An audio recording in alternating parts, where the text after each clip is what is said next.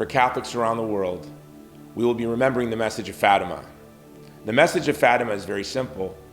God desires peace in the world. But how do we have peace? The message of Fatima tells us it's not by becoming national security experts or picking sides in every battle around the globe.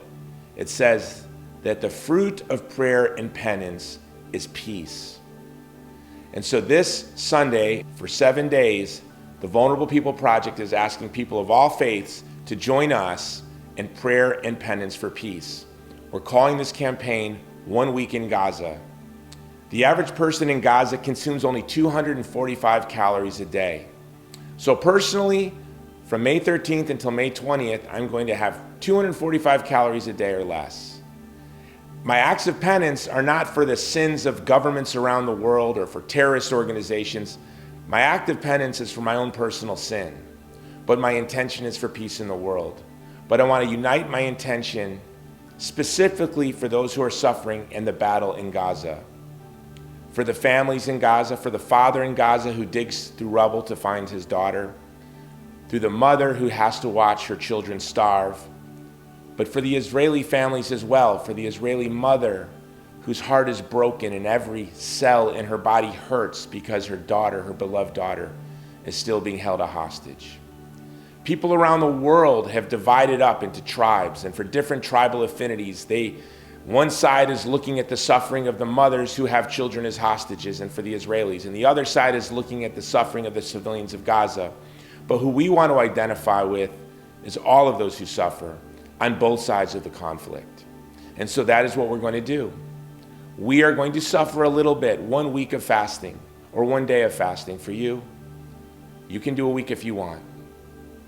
And that little bit of suffering, that little bit of hunger that we feel is going to give us the gift of empathy, a little bit of empathy at the suffering that the people in Gaza are feeling.